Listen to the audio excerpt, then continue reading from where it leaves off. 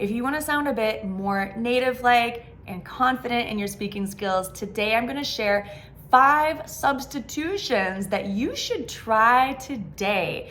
Taking more textbook English that you may have learned in your English class growing up when you went to school or even on your own as an adult.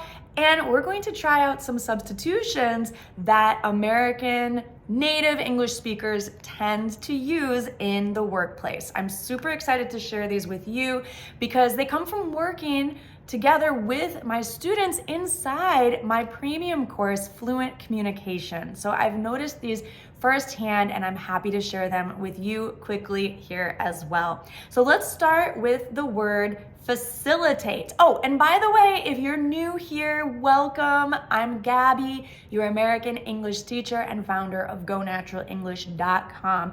I almost forgot to introduce myself, but now if you're ready to get fluent, then let's go with this quick lesson.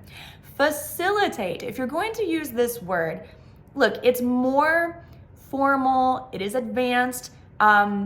It is used by native speakers, but I'm going to offer an alternative. But first, if you want to use this verb to facilitate, make sure that you're pronouncing it correctly. We can learn a lot from the pronunciation of this verb because it has a lot of syllables, it's long, and we really want to understand the stress, the syllable stress, which falls on the second syllable, facilitate.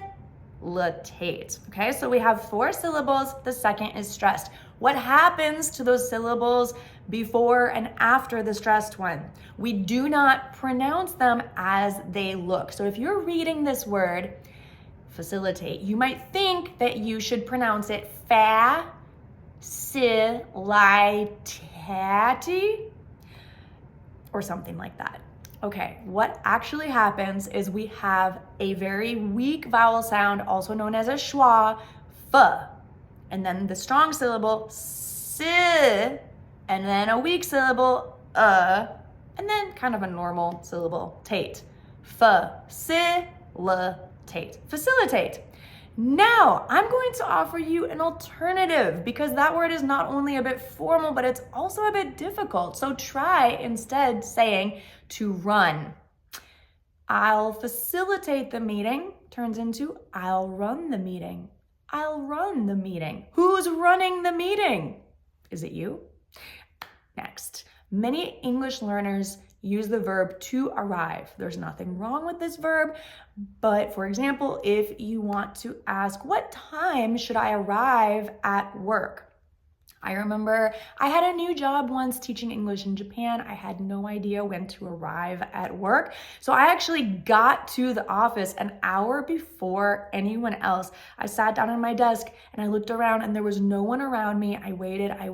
Finally, an hour later, people started rolling into the office and I realized I don't need to get to work so early tomorrow. So you probably heard me use the alternative to arrive, which is to get. To get to work means to arrive. Now, you've probably also noticed that native English speakers love to use the verb get for like everything. Not everything, but many, many things. We love using get in a phrasal verb, and I actually made another video all about using get as a phrasal verb with many, many, many examples, and I'll try to link to that video here below or in the comments. I will get back to you with that link. So to get back to you is another suggestion I have. Instead of using the verb to respond, I'll respond to your phone call as soon as possible. Say, I'll get back to you as soon as possible.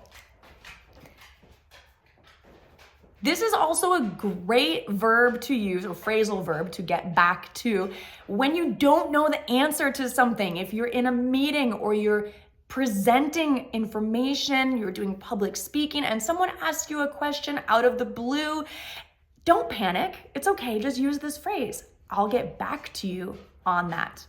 I'll get back to you on that as soon as possible.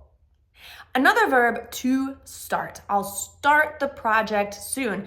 I love this alternative, spearhead, to spearhead. I'll spearhead the project starting Monday. It's just a powerful verb that really implies you're gonna take action in a strong way. And finally, review. If you're at the end of your presentation or the end of a meeting and you want to review key points, you can use the verb to review, but it's kind of basic and overused. So why not try a more native word that's often used by American English speakers to recap the key points of the meeting. So let's recap the key points of this quick English tip.